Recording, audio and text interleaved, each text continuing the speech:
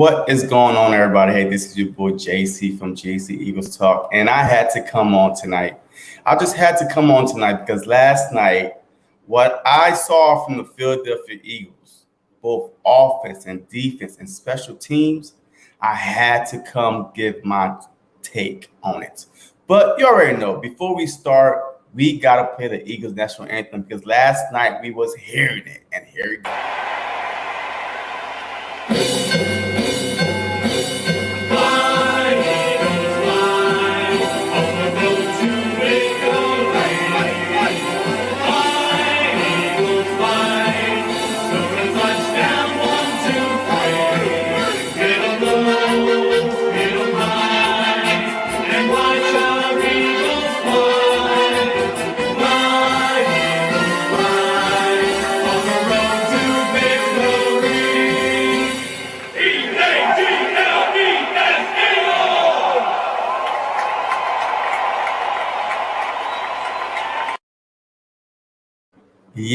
Yes, sir. Yes, I'm telling you, last night, every time I hear that song last night, I'm telling you, something good happened.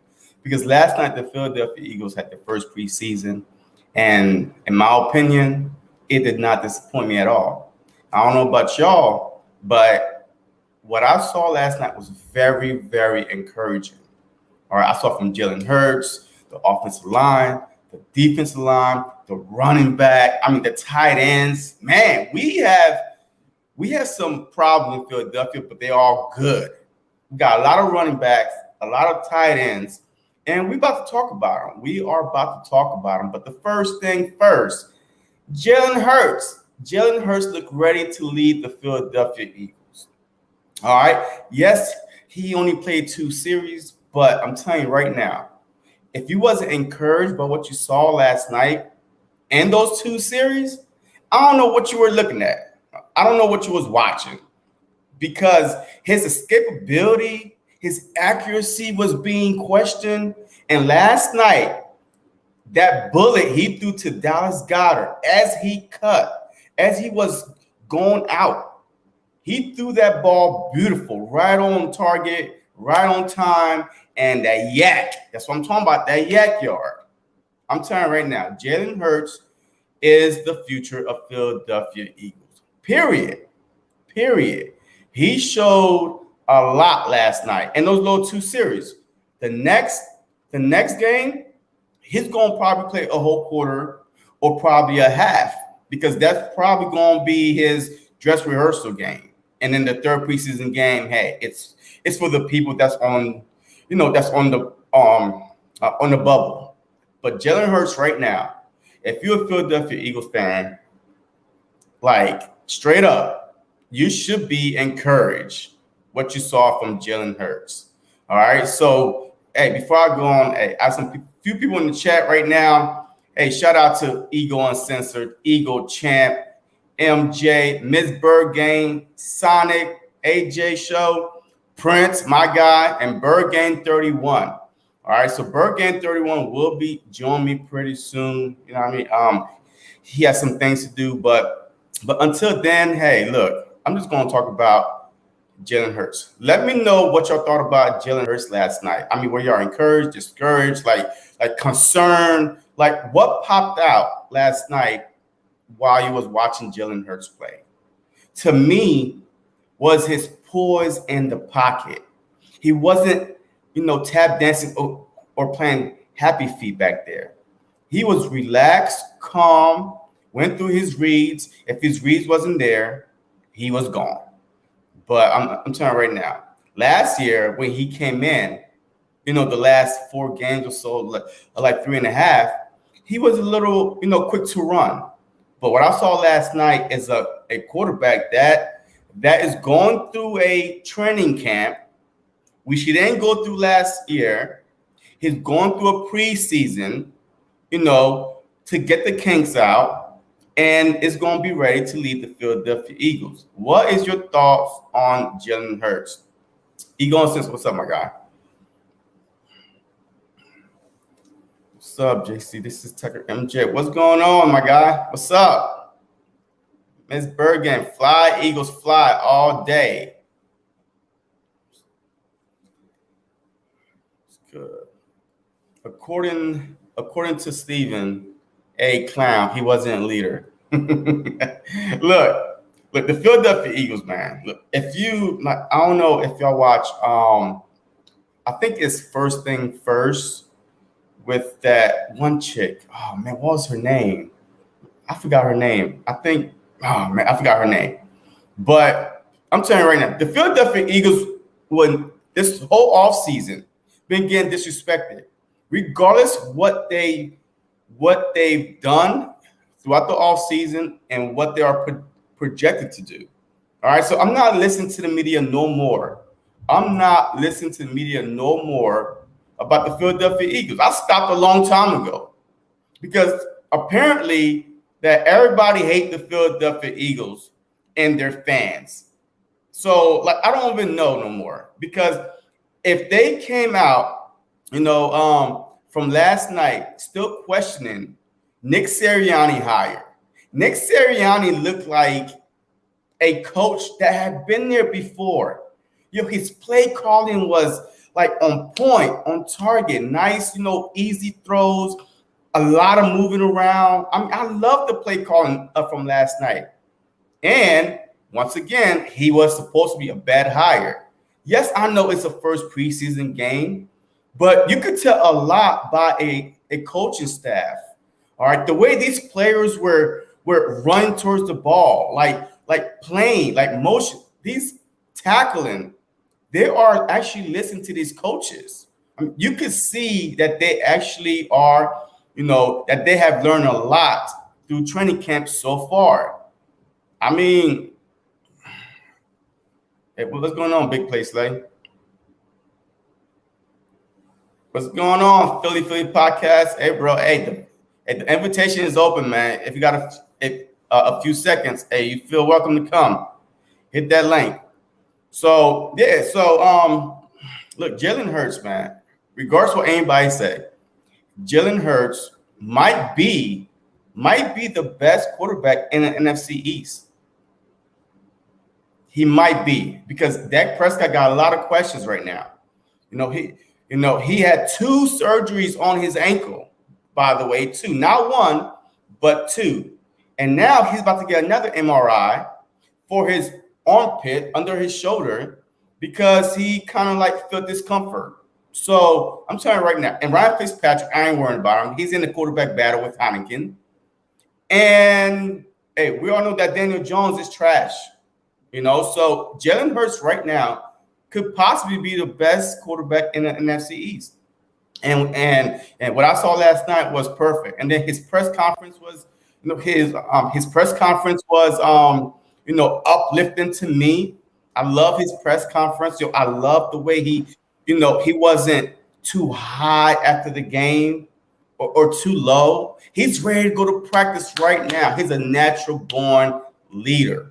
Period. Ego Uncensored, what's going on, my guy? How you doing? What's up, man? Hey, just want to stop in and tell you I agree with everything you're saying, man. Okay. I made the comment last night after the preseason game, and I know it's just one game. I get it.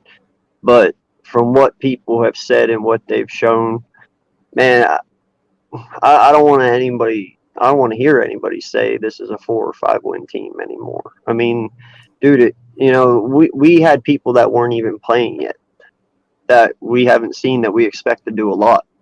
Brandon Brooks, Devontae Smith, Miles Sanders. None of these guys were out there. And defensively they didn't score anything but 7 points in the first half. We had a dominant defense.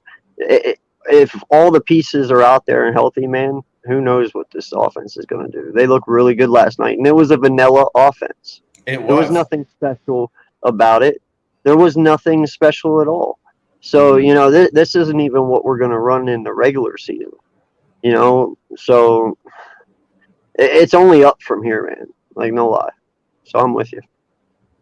Yeah, I agree. Look, I completely agree with you because what you saw last night was just hocus pocus.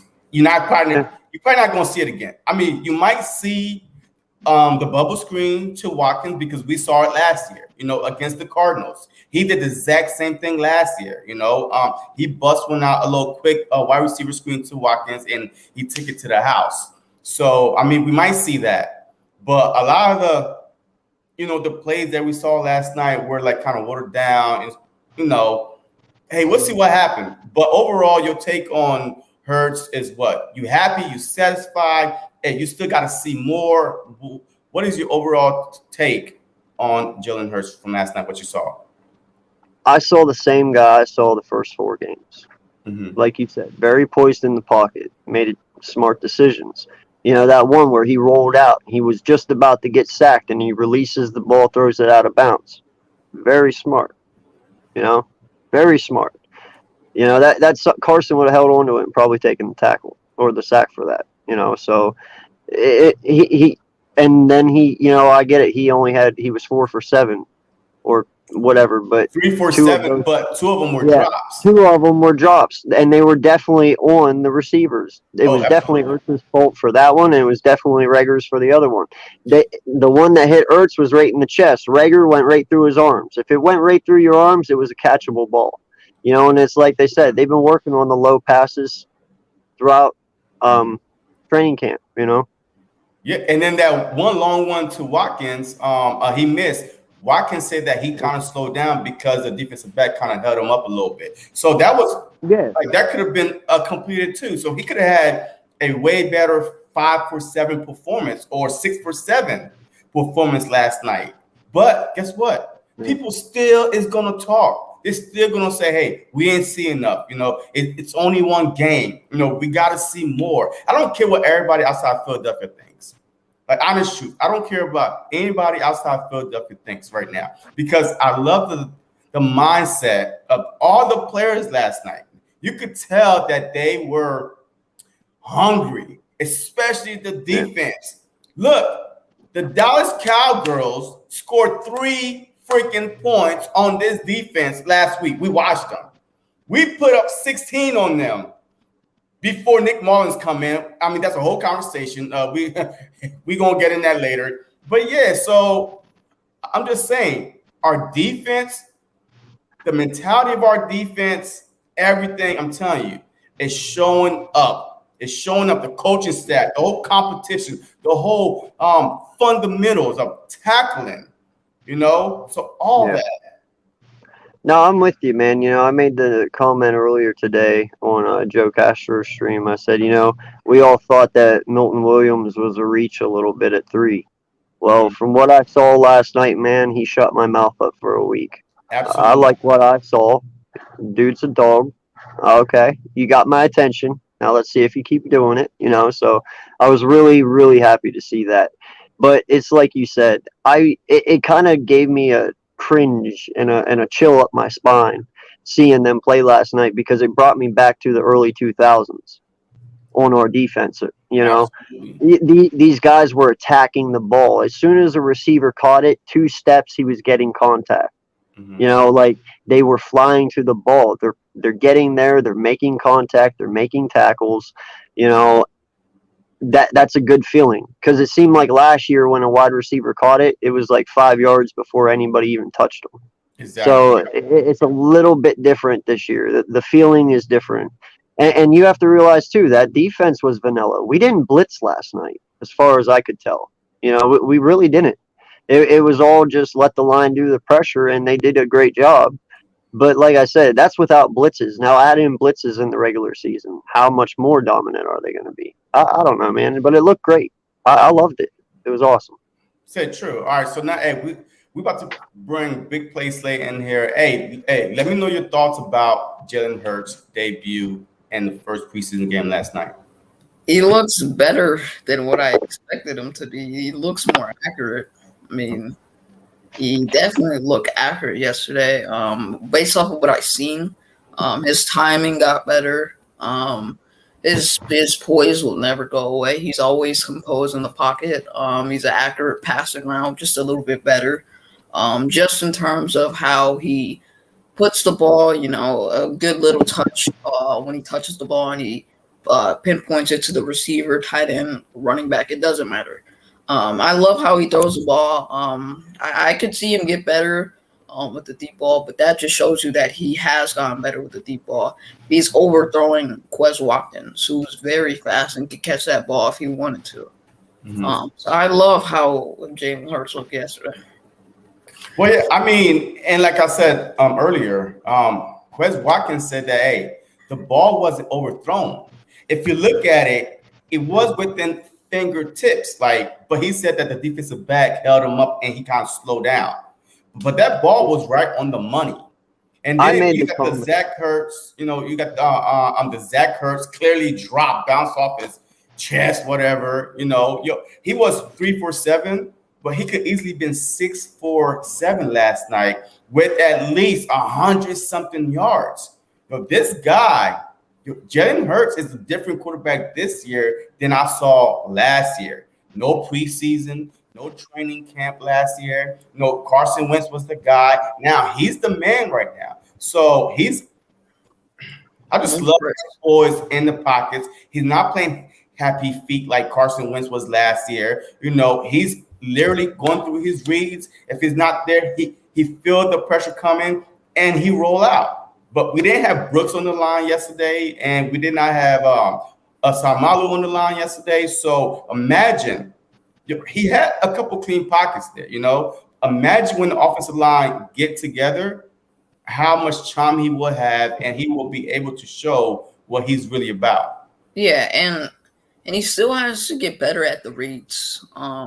It looks like he's gotten just a little bit better with reads. Looking at the first read, if the first read's not there, he's gonna roll out. That's just what he expects. What we expect from him to do. But he still has to notice a second, third option read from there, or just fake it, roll out, go to the closest guy next to you. That's just his mentality, and I love it. But that's what he has to work on. But as far as that, he looks crisp. He looks crisper. And I love the fact that he's more crisper now because throwing he's gotten better at that. The deep ball, the running, the reads. He's gotten a little bit better at everything he looked bad at last year. Completions, that's some of that was on the receivers last year. So hopefully they catch the ball better this year. All right, look, I love it. All right, hey, Eagles champ, what's your thought of Jalen Hurts? What was your takeaway? Hey, first of all, my bad. I didn't mean to get you upset last night. We were just having. You good, man? Hey, you good? I just want to make sure there was no hard feelings yesterday, because you know how I get. Bro, we're good. We're on the show. Okay, we're good. I'm not talking about that. I asked you a question. Let's go. Come on. Hey, we good. Hey, I feel like Jalen Hurts, he did what he had to do. He was smooth in the pocket. I think he was able to, use his weapons. He didn't overthrow. I think he did all right. I think that this guy is going to be legit. There's some things that he got to work on, but there's other things that he did good last night. So that's just my thoughts. I mean, there's nothing you can't, like people want to sit there. Like I was watching the Eagles press conference, and a lot of people were sitting there saying that Jalen Hurts, he didn't look good. Joe Flacco did better. Well, Joe Flacco only had one good screen pass. So how can you say Joe Flacco was better than Hurts? You can't say that. It's preseason. No, the only reason there's been a lot of Eagle fans. Flacco played more. Yeah, Flacco played more. That's the only reason they said that. Yeah. Flacco played a little more. Yeah, absolutely. Look, absolutely. Hey, look, Flacco played a lot more. And, hey, besides that one little bubble screen that went 79 yards, I mean, he did okay. I mean, he's a good backup. And matter of fact, we're about to talk about that too. He's a good backup. I mean, he's a great backup. I mean, he's not. He was better than Matt McGloin. My bad for interrupting. He was bad than Matt Mullins, whatever his name is. Nick Mullins. Mullins? Big Pick Nick. That's his new nickname. Big Pick Nick. Yeah. I was thinking Nick Toilet, and but never mind. Nick. Okay, all right. Look, let's move on to Watkins. Hey, we all saw Watkins last night, and we've been hearing about him throughout training camp. What was the biggest takeaway from Watkins from last night? And do you think he should be battling Jalen Reagor, which was a first-round pick, for the number 2 spot? Because we know Devontae Smith He's not going to sit down. All right. He's number one. All right. Devontae Smith is number one, regardless how big play Slay face look right now. No, I'm Devontae just saying, Smith you is think Rager's number You one. think Rager's So, too? no, I said, do you think, Rager right now, because he was such a high draft pick, they're going to put him in there before they put Watkins. Watkins could be number 3. But either way, all right, let's start with Eagle Uncensored.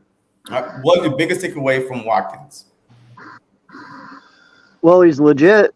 I mean, all the things you've heard out throughout training camp and, every hype thing you've heard about him, he continues to grow, he continues to get better, and he continues to show that, He showed it again last night. And he's an animal, man. When that ball gets in his hands, he gets on a whole nother level. Like I told you the other night, whenever, last Sunday when we were there, he caught that ball over Harris. After he caught it, he had that mentality like, you can't fucking touch me. That's a really good mentality to have in a wide receiver. If he feels that no one can beat him, he's going to be unbeatable.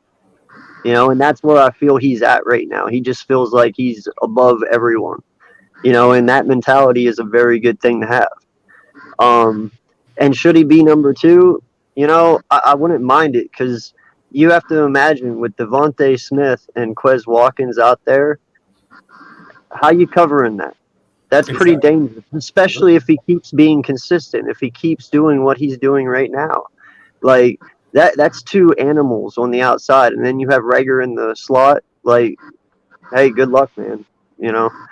Like I told you, man, if they can just adapt half of what Devontae Smith has in route running, which it seems like Watkins has, dude, these guys are going to be dangerous. Now, hopefully Rager can follow in those steps. If he can just get his route running down a little more and work on his fucking hands, dude, Rager is going to be just as good as Watkins and Smith. So it can be a good thing. It really can be.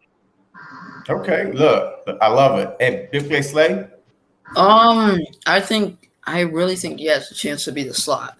Now, he's not beating Rager, in my opinion, because I think Rager, I saw improvement from the route running yesterday. He was open a lot. Like, I don't care if he didn't catch the ball, but if he can show me that he can get open, then yes, he can catch the ball. And if he can catch the ball more and more, then yes, he could be the receiver 3 right now. But Watkins has a chance to be competing for the slot. Do I think he'll get that position? No, because it's Rager's position right now. But in terms of battling Fulgham, I could see it because Fulgham, he only played those 4 games. He did good in those 4 games. They're still going to ask him to compete with any other wide receiver to take his position. Do I think it'll happen? No. Fulgham right now is 2. And I think Watkins has a chance to be over Rager, but he is 4 right now. But he can be all at 2 right now. He really has a chance to be 2 if Fulgham doesn't show out more in training camp or preseason against the Patriots. If Watkins is getting better and he's elevating, he's getting better and better and better at press coverage. And yes, Watkins could be 2 over Fulgham. But right now, it's set the way it is. Smith's 1, Fulgham's 2, and Rager's 3, and Watkins is 4. Okay, so right now, hey, you know that Watkins has been outplaying both Rager and Fulgham. Besides Devontae Smith and Zach Ertz, which is a tight end position, but we're talking about the wide receivers right now. Besides Devontae Smith, you don't hear Fulgham and Rager's name. So Watkins is making a lot of noise to become the number 2. So why do you think that Fulgham, just based on what last year Fulgham or what? Because we haven't heard nothing about Fulgham this year. And you know what I love? Hey, real quick. And you know what I love about Fulgham too, my guy, is in that presser he had last night. He said he took everything everyone said about him last year, rolled it up real tight, and used that as his motivation. Yes, that's a fucking dog, man. Right. That is a dog. Yeah. Yeah. Wait, hold on. Hey, go ahead, Big Play. Say, hey, before we move on to the next person. Yeah, I meant to say Fulgham. He didn't get the opportunity after those 4 games. He never did. He really didn't get that many opportunities. The Cardinals game, he got one catch, and he had good production with that catch. And what Eagles Uncensored right now just said, that has hope. He has installed hope in my heart. Because we all love Fulgham. I really love Fulgham. He played those 4 games. He played those 4 games well. In a new offense, an offense that runs the ball, an offense that uses their playmakers, I think he can succeed. All right. Hey, Eagles champ. Hey, Watkins need to be number 2 or what? Right now, Watkins is number 2. I mean, I gotta see. Listen, I said yesterday. I don't know if you saw, but I said that Rager hasn't done anything to prove that he should be that number 2 going in. I mean, yes, he has some good catches, but Watkins took it to the house. I mean, no speed. That's Tyreek Hill speed. You're not going to find that in the NFL more. Like, you're not going to find that often. That is a generational talent speed. And I give Howie so much slack, but I got to give him credit. He nailed that pick. You know what I'm saying? Now, I'm it doesn't change how many picks, but he nailed that. Fulgham, I mean, I got to see what he did. I mean, he didn't get any targets, and you can't go off from what he did last year. That was last year. This is a new year. Anybody can get replaced anytime. You're not on the team just because you had a last year's stats. You got to prove that you're still that guy, because NFL is never not for long means that, even though it's National Football League, but I say not for long because you're not there for long. You got one chance, and if you don't show that consistency, you can get replaced like that. I think Watkins did what he had to do. He was special when he was able with a simple slant.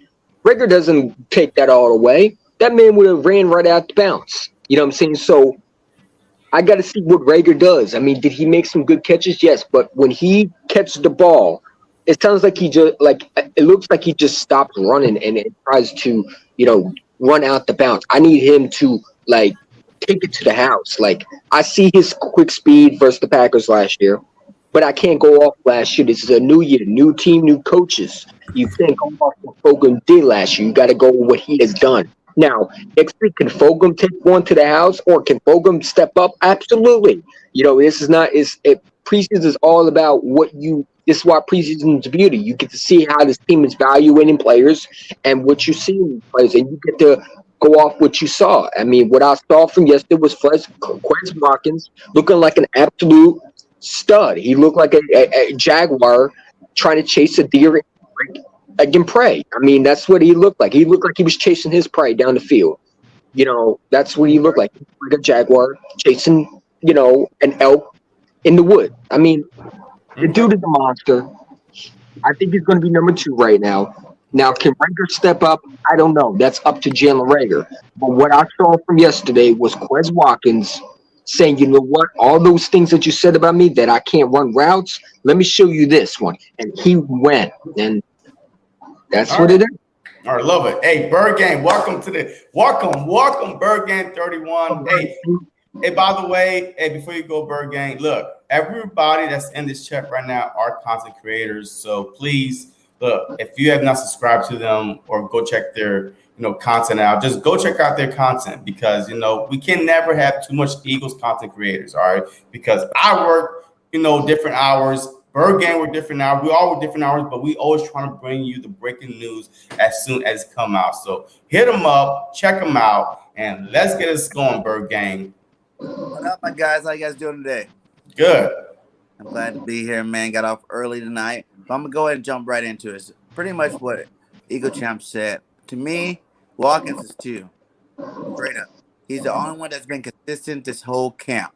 Ever since he came back from his sickness, he's the only receivers you've heard about. Even when Devontae Smith was here, it's gotten to the point where now it's starting to make me question the fact that what happens if, Devontae comes back and he's not as smooth. Rager has the potential right now, I think, to even take up that number 1 spot. I want to see Devontae come back, because before everybody's like, hey, Devontae's the man, straight up, hands down. But what Watson's been doing, he's showing me that he doesn't care where you think he's going to be. He's going to be number 1, and to proven otherwise. And I think it definitely opened my eyes to see maybe this guy can end up, if he continues this preseason the way he planned, and if Devontae comes back, practice wise, and he's not practicing as good, even though we know Devontae Smith is good, he has the potential to go to be that number one receiver. Okay. And he is. But I'm just saying that the trajectory he's on right now is pushing him towards that route. And if Devontae slips up a little bit, he better watch out for that number one spot. Hey, look, I love it. Hey, my guy, Philly, the podcast. Welcome to the stream, my brother. So, look, Watkins, what is your take on Watkins? Is he pushing for number one, number two? Is Fulgham still the number two just based on last year? Is Rager first round pick? I mean, what's going on, man? It's a lot going on right now with the Philadelphia. It's a lot of good problems, but they're good problems to have. Yeah, definitely. He had a great play last week, right? Or last night, right? What day is today? Friday now? Yeah. So last night, there we go. But yeah, no, he had a great play last night, and he could have had two. He was like a fingertip away from having two, right? I mean, look, if it's competition, if that's what Nick Sirianni keeps saying, then he has just as much of a chance as anybody else. But I definitely think that last night really it showed something to Eagles fans. I think that the staff knew what they had. I think like the front, you know what I'm saying? Like these guys saw these guys practicing for the Eagles and kind of just sitting there and being like, damn, all right, yeah, we really do got something. So, they've said it before. I forget who it was. I want to say it was their passing coordinator, coach that said it, that he was like, he hasn't seen speed like this ever. Like he said he didn't have speed like this in Indianapolis. So, they know what they have. So I think it was more so eye-opening for the fans than it was for like the staff. He was out there playing for a reason. They wanted to see him in pads for a reason. So, I mean, good for him. I think he definitely does have a little bit of a one-up, not just because of what he did yesterday, but because he is like a special teams guy. He can contribute in that way as well. So, I think he definitely has a advantage to make this roster, and I hope he does, because with speed like that, man, you really can't go wrong. Look, I agree with everybody take, man. Hey, we about to move on to the running back group, and we about to start from you, Philly, the podcast, and reverse, Burgain, and Eagles champ, and so on. So, hey, the running back group. Last night, Jordan Howard, man, this dude is a monster, especially in blocking. You saw that hit he put on that guy that was coming around the corner. Jordan Howard is a beast. So, did last night change anything in your mind? Who are going to be? How many running back are we going to keep, or who is it going to be? Because Huntley was doing pretty good when he came in. Howard did pretty good. Gainwell did pretty good. We already know that Sanders didn't play last night, but he's our starter. So, what's going on with the running back group? I think a lot of people ran, but there wasn't a lot of running. Yeah. So it's really hard to It's really hard to say, to be honest, because there was really not enough sample size for anybody. I mean, Kenneth Gainwell, I think, had 3 or 4 carries, and I think he led the bunch. So, I mean, I can't really say that it tipped the meter anywhere. I always, and I think that the staff always knew that Jordan Howard, he could run block. That was probably always our best pass protector, I should say. So we knew that going in. So yesterday really didn't change anything for me as far as the running backs go. It kind of left more questions than anything. I kind of want to know why Miles wasn't playing. Is he really that clear cut as the number one? Because look, I'm a Miles Sanders fan. Do not get me wrong, but he had a tough season last year as well. So I would have loved to have seen him out there, even if it was for a series or two, just to see him catch a ball, see him make a block or two, see if he improved there at all.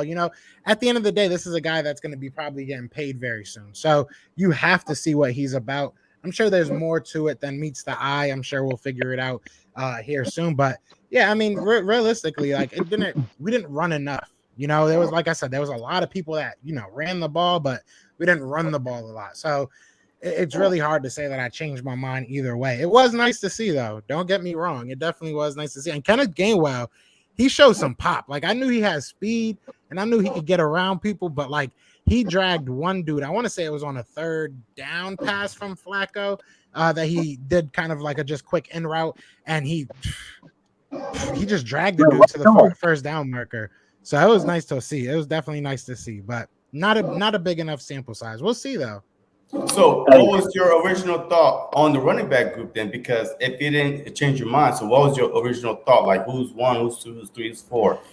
I mean, if I had to start, like if we were making a depth chart for tomorrow and we're gonna play a game tomorrow, I'll probably have Miles Sanders, Kerryon, and Jordan Howard as my top three. And then, if you wanted to keep more, you keep more, just because I know what they give me. I know what I can, ask for out of those three. Boston Scott would probably be like a fourth, just again, because I know what I can get out of them. Once we see more from these guys, like once we see more from a Kenneth Gainwell, once we see more from like a Kerryon Johnson, even he had a pretty good run. But I mean, realistically, you're doing it against like second stringers, third stringers, fourth stringers. So it's really, really hard to like analyze that late in the game. So I mean, and Jordan Howard didn't get many carries when he was in the game. He was more of a pass protection guy. So it's like, I was surprised we threw the ball so much. I think that was kind of like Nick Sirianni just kind of being like, all right, shut these guys up real quick. And did it work? I don't know, but I kind of felt like that's what it was, because there was really no need for him to throw the ball that much. They really I think we threw the ball like 4 or 5 times in a row. Like, I don't think any Eagles fan really wants that to be our, go-to plan for the season. So I don't know. We'll see though. Okay. Hey, love it. Hey, Bird Gang. Hey, what's your thought on the running back group situation? Hey, man, I think Castro said it straight up. It really didn't change too much with me. We didn't get enough carries out there to tell. But like you said, I did love what I see from Gainwell. I feel like Gainwell showed a spark, to see from him as a third running back. So, it didn't really change nothing for me. Like, Miles Sanders is going to be our starter. We know that. Jordan Howard playing that number 2 role they had him in. It's cool, but I would like to see Kerryon win it. Boston Scott, Gainwell, Miles Sanders, Kerryon, and we might be keeping 5 and keeping Howard. So I think that would be a good lineup to have. Hey, real quick. Hey, if you're not talking, hey, could y'all mute y'all? Because there's a wave going on. There's a wave going on. And then once you start talking, you could unmute it. All right, go ahead, Bird Gang. I said, yeah, so I think we might keep the 5, and those would be the 5 I would keep on the roster right now. Just go heavy on it. We have depth. They're all playing pretty decently. There was a couple Boston Scott plays that I liked there too. So, the lead back's going to be Miles. My real thing is I want to see Miles get his carries. So I don't really care too much about what's behind him right now. Like you said, I wanted to know why Miles didn't play. And I'm hoping this second game, he gets in there and at least gets 5-6 carries so we can see something from him, and see what's going on with the guy. And I want to piggyback. I'm sorry to cut you off. I just want to say something real quick. I know a lot of people always say like, oh, we got to, try and get them till regular season, which is understandable. But at the same time, we can't, to Jamal's point, we can't bubble wrap these players. We have to, especially when they're on their contract year. If they're going to get hurt, and I hate to say this, if they're going to get hurt, God forbid, they're going to get hurt.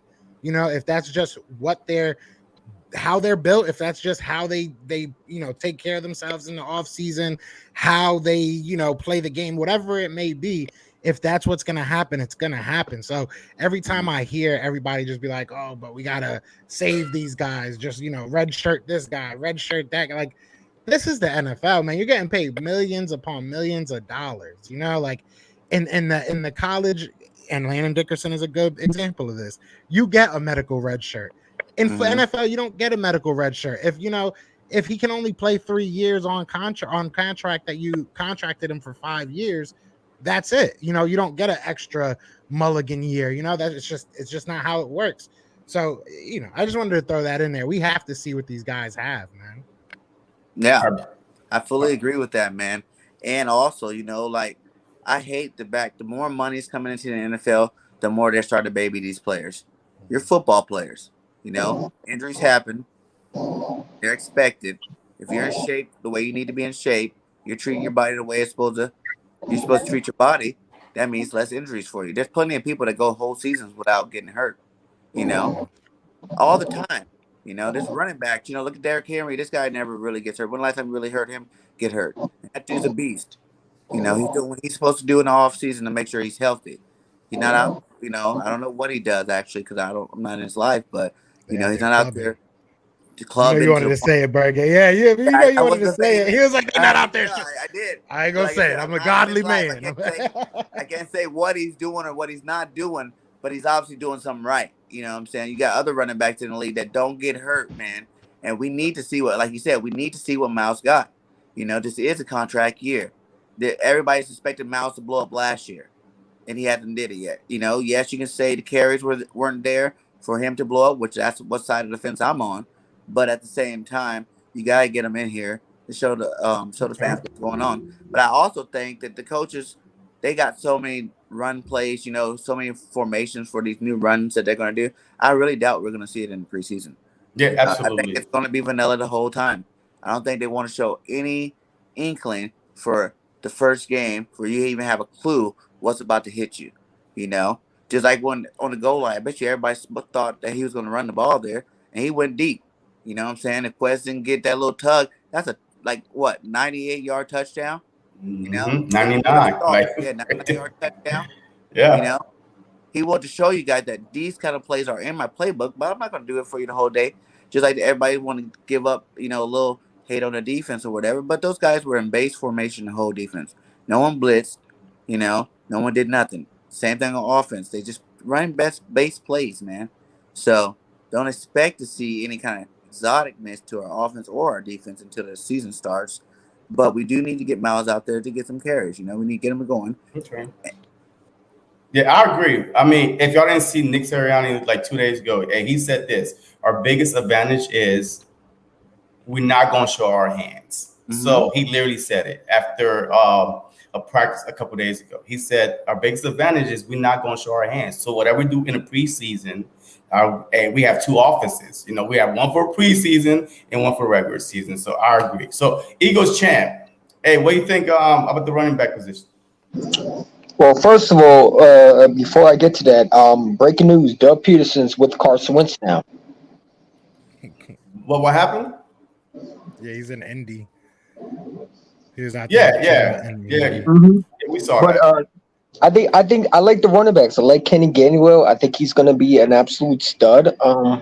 You know, the way he was able to, I don't know if he was the one, but he literally ran right through a linebacker. Was there a linebacker he literally ran right through in one preseason game?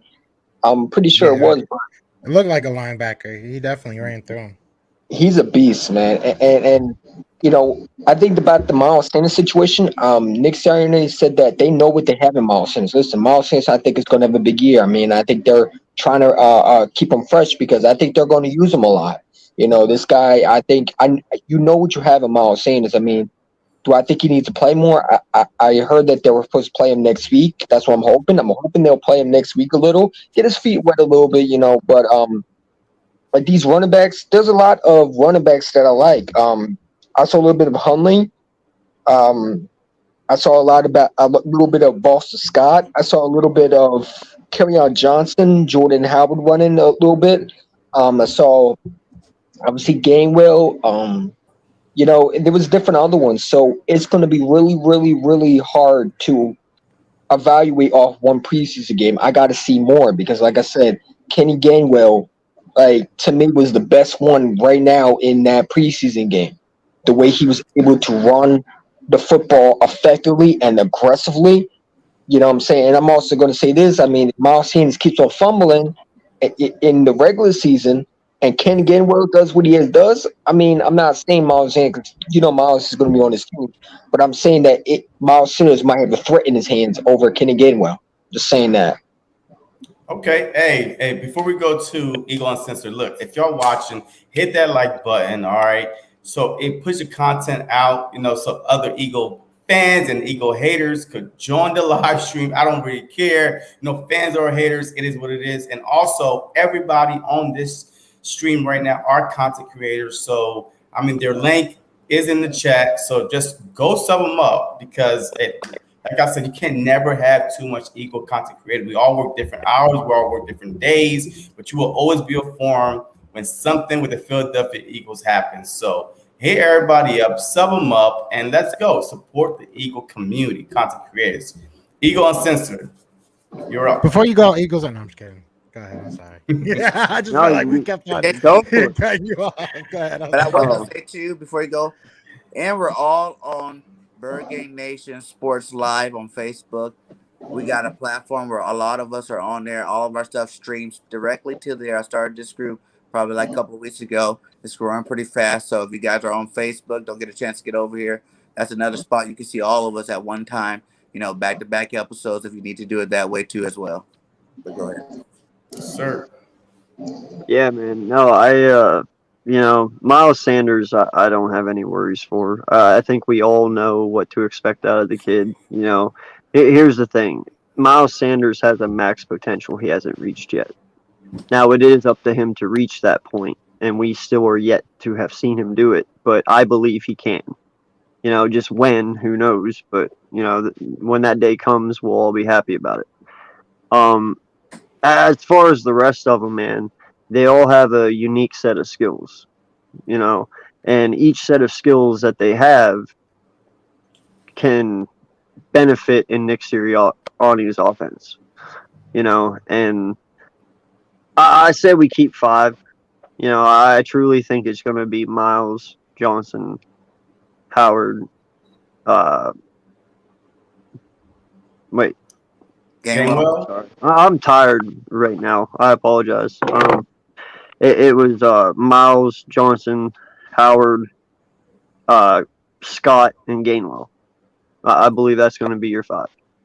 Because, you know, I knew Gainwell was going to be a beast the moment we drafted him because I seen his highlights and I watched him a little in college, you know. He would have been a higher pick if he would have played last year. He would have been a 2nd or 3rd round, you know. So we benefited from him sitting out last year. And lucky us, we were just there to pounce when he was there. But, yeah, man, it's a very, very stacked running back room. It's very underrated, though, but it's stacked. I love it. Number, though. Number 14 is a weird-ass number. I don't like that. It's kind of weird. Can I say something real quick? I do have to go real quick, but I do want to say something. The reason why I first came on here, because you guys were talking about this and I came on late, was y'all were talking about my man Mullins. You know what I'm saying? Yesterday, I gave up on him. Okay, yesterday I gave up on him. I was trying to back up my man for the longest time. Y'all know I was over here saying he was going to be the backup over Joe Flacco. But yesterday I was upset, so I gave up on him. But listen, I'm still on the Nick Mullins train. He's still going to be our backup. Y'all just wait and see. Yesterday was just a bad night. You know what I'm saying? He had a bad night at the club. That's it. That's it. Right, somebody man. spilled some liquid on his gators, but he'll be back. Say that again. And he was playing with the 3rd and 4th streams. You know, it was bad, bro. I hope you're right for my birthday. I don't like that. I hope you're right, honestly, because you know what? I'm with you, dude. I like Joe. I like Nick Mullins too. I do, but that really disappointed me last night. That was just bad. But I realistically, like I said, yesterday that was like my biggest overreaction. Was I was just like totally done with him. I think he'll be fine. I don't know what the hell that was yesterday. We'll see. If it happens again, then I'm totally off the train. Don't get me wrong. Right now I'm at I'm like hanging out the door. You know what I'm saying? Like at any moment I might just tuck and jump off and just say, never mind, this train ain't for me.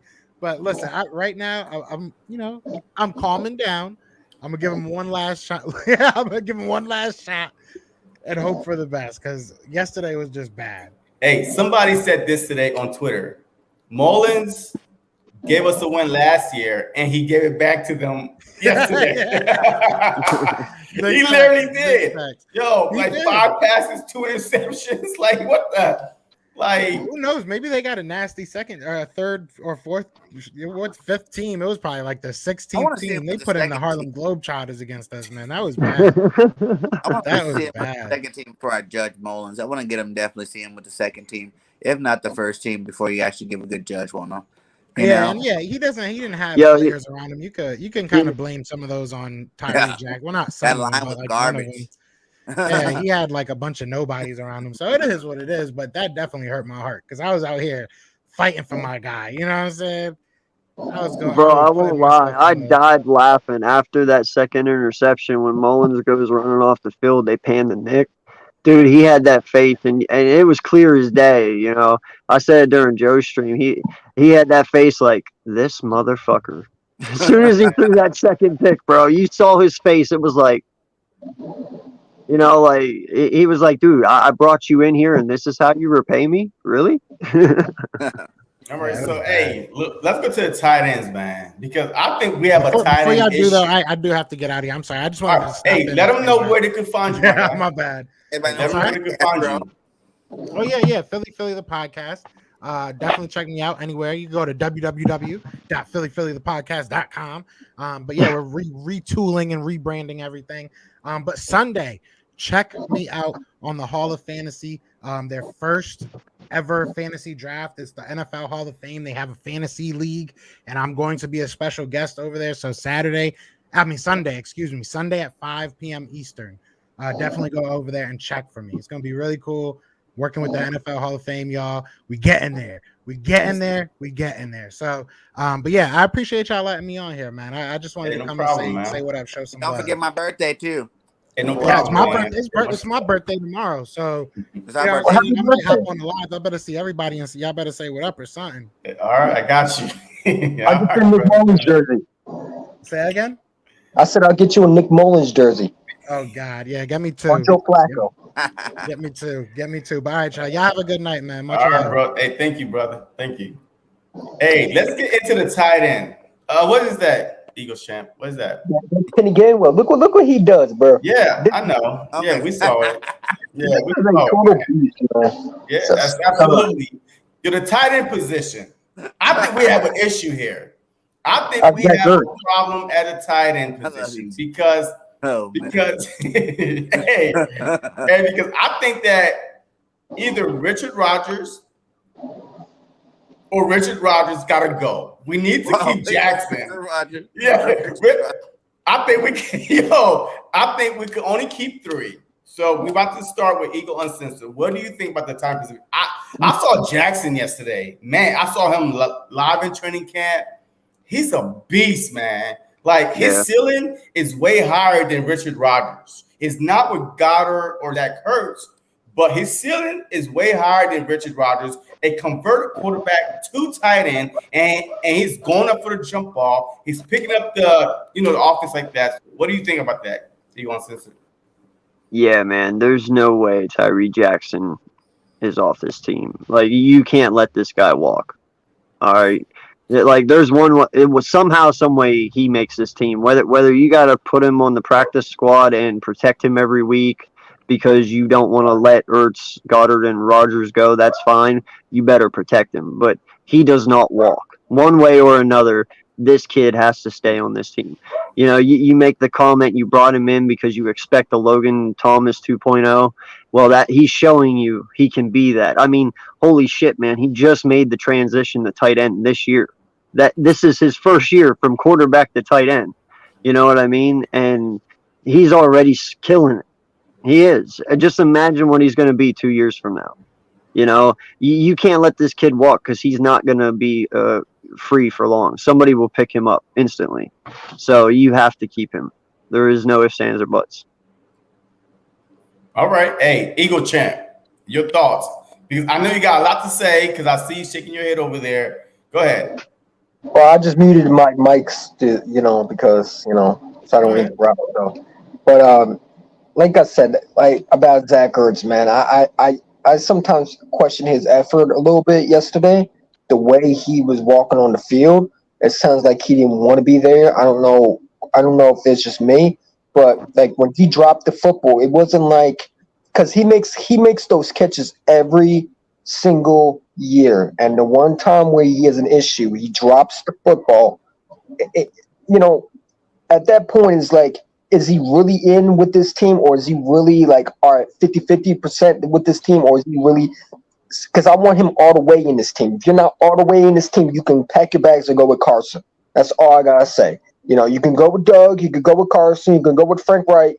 You know what I'm saying? We'll put Tyrese Jackson on the roster, and you can skedaddle, because what I saw from Zach Ertz was he really it looked like he really didn't want to be here. Like, it wasn't that you know when Zach Ertz wants to be there and when there's something wrong. And yesterday he just showed like it's just a normal game. It wasn't him. It wasn't a, oh, I'm excited for this game. It was like, you know what I'm saying? I caught the ball. This and that. I don't know, because Dallas Goedert, when he caught the football, you saw how he was able to run after the catch. Zach Ertz just caught the ball and just slid down. Like, I got to see more effort out of him. You know what I'm saying? I don't know if he was really 100% with that team, because there's rumors that he still doesn't feel like he wants to be on this team. There's rumors that he wants to be in Indy, and I don't know what the issue is. But it's like, if I'm the GM, Howie Roseman, I would say to Zach Ertz, I mean, if you want to be traded, you got to show more effort on that field, because we got to get your trade value up. You know what I'm saying? You can't be, pouting on the field and crying, because if that's the case, you can't be traded, because no team's going to take you that way. But I did see him come out the tunnel like a veteran, but I did see some things that, with him turning, I don't know if you saw him turning his shorts inside out with the Eagle logo inside instead of outside. I don't know if that's example, but yeah, man. All right. Hey, Bird Game. Let's go. Let me hear your take about the tight end situation, man. What's going on in Philly with the tight end situation? Really, man? I think we keep 4. I do too. Because Jack Stahl's going to be our fullback, our H-back guy. They already talked about that. You know what I'm saying? Wow. So tight end spot is really going to be between, and like he said before, Ertz just need to play himself up to get traded. I still don't believe Ertz going to be on our team all year long. Like I said, it goes back to that very first picture you see him at training camp, where Ertz running his one knee and how he's standing there with his arm folded. How he's telling him, hey, man, I'm not getting what I want for you. You're going to have to be a leader and show that you can still be a leader, and you still can boost up that trade value before you get out of here. And I think that's what he started to do. You start seeing him stay after practice longer. You start seeing him hang out with Hurts. You start seeing him act like he's trying to mentor somebody. But he doesn't want to be there. So I think we need to get him out of there, But he does have to help us by playing a little bit better. He got to definitely catch some balls and play it at an elite level so we can get what we want out of it, because how he's not just going to let him go. That's just not going to happen. And besides Ertz, Goddard played good yesterday. I liked what I see, because I wanted to see something come out of Goddard, because I feel like he wasn't really producing that much during the practicing. And so I was excited to see a couple of those plays where he made some nice runs after the catch. So that's exactly what we're looking to see from him. Because like I said before, he's going to have a lot of space with this offense.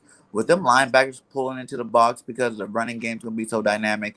And then you got Devontae and Quez on the outside burning people. That middle of the field's going to be wide open. And that's another reason why I don't give up on Rager, too, because he's going to be that slot receiver, And they're both going to be eating all day, because, if you're not going deep and you're not running the ball, that middle's going to be open. You can't double team nobody, really. And once you start double teaming anybody, somebody's going to be wide open. And I think Goddard's going to eat this year. Richard Rodgers is a good pass blocker. Roger made a huge block, too, on that screenplay for Quez. So, Rodgers going to be that second guy. And then that gives Tyree Jackson a chance to learn some more tight end from those guys. And he'll be fine by the middle of the season. I think once you get to week 6 or 7, that's when you're going to really see him shine. You know what I'm saying? That's when Rodgers going to have to watch out for his job. Because then he's going to move into that second tight end spot, because Ertz going to be out of here.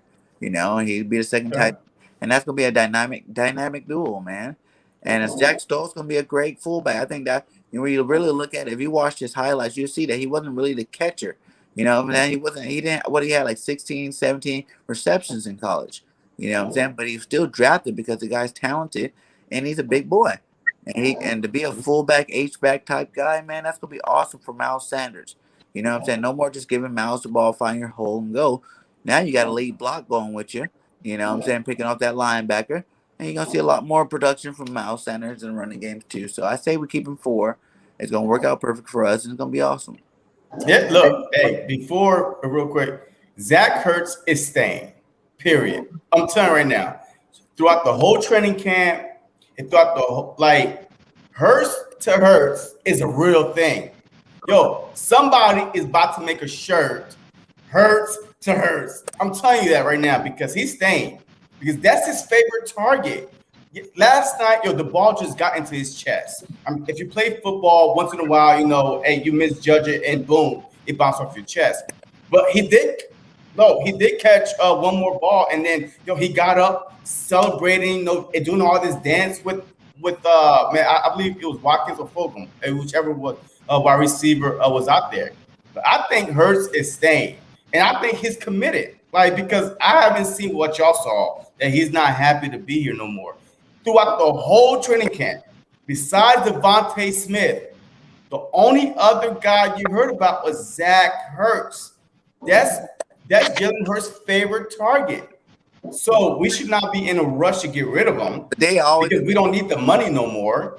The media always pumps up the player they want out of there, though. That's why we have heard so much of Zach Ertz a lot, because he's trying to get that trade value back up. He wasn't getting anything from with a disgruntled tight end, man. He wasn't going to get nothing for him. And I think that he wants to go to Indy too, like you said. And now we see Dougie P over there in Indy. Dougie P's going to help push Frank to go get Zach Ertz because he likes Zach Ertz and he worked so good in his offense. So I wouldn't be surprised in the next 2 weeks, 3 weeks, you might see that deal happen. All right. Hey, Sonic. What? Hey, go ahead. Yeah. Go ahead. I'm here. Hold on, Sonic. Hey, hold on. Hey, go to Eagles, champ. What you gonna say? I was just gonna say that when they brought up Dougie P, it's like, isn't it crazy how we got rid of Doug Peterson, we brought in Nick Sirianni, and no joke, Doug Peterson goes with Carson Wentz. Everybody said they hated each other. It's so funny, but hey, I think Zach Ertz, I still think he's going to be traded. I don't think he will be here by the. I think there will be something where a team's going to be desperate, and they're going to trade for him. I think Zach Ertz honestly wants to go somewhere where he's going to, for one, be the highest paid tight end because he wants to be paid. You can't pay 2 tight ends because next year Dallas Goedert's contract is coming up, and you got to give Dallas Goedert that chance to be the number 1 because then I can't sit there and say, well, I have to pay Dallas Goedert because I haven't seen nothing because Zach Ertz is – I love Zach Ertz as a tight end, but it's a business. And at the end of the day, when you got a young tight end that you drafted in the second round and you jumped in front of Dallas to take and you took Dallas, okay, you got to give that guy a chance. You cannot have Zach Ertz be in the shadow of Dallas Goedert's career. You got to give him that opportunity to show, hey, I could be that number 1 tight end. I think Zach Ertz is on his way out the door. I think he just needs I think the preseason is going to build him up. And I think some team, if he doesn't get traded by week 1, I'll come in there and say I'm wrong. But I believe that Zach Ertz will not be on his team by week 1. I think there's going to be something that's going to happen where a team's going to want a tight end or a tight end goes down and they're going to trade for him. I think it's going to be, maybe a third, maybe a second. But I think something's going to get done. I don't think Zach Ertz is going to be here that long. But if he is, he is. And I hope that he proves everybody wrong. I hope he goes out there and balls. And I hope he gets a bigger contract next year from somewhere else for us. But at the end of the day, you can't let Dallas Goedert not be the number 1 tight end when you drafted him in the second round. Because he is that guy. And I think Dallas Goedert has proved yesterday that he can be that guy. Look what he did when he made that catch. Like, Zach Ertz falls on the ground. Dallas Goedert takes a linebacker with him. Like, that is the power of Dallas Goedert, the way he was able to extend plays and make a linebacker. Okay, you want to run with me? Cool. Let me drag Devin Bush with me and make him try to stop me. That's what I want in a tight end. And I think Dallas Goedert, to me, will be better than Zach Ertz in his whole career. Like, I'm just saying, I think what I saw from Dallas Goedert, he will be better than Zach Ertz when it's all said and done. Real quick, I gotta go too because I got a live coming up here in 30 minutes. But I do want to say something to that real quick. The only reason that I can't compare Zach Ertz to Dallas Goedert is because Zach Ertz has never been that power tight end. He's always been the possession guy, the hands. I've always been fine. Listen, there's 2 different types of players you're going to get at tight end. You're going to get your Kels or you're going to get your Ertz. And it all depends on what kind of fan you are and what kind of tight end you like. Okay, some people do like the yak tight end, but then there's also the people out there who would rather have the guaranteed catch.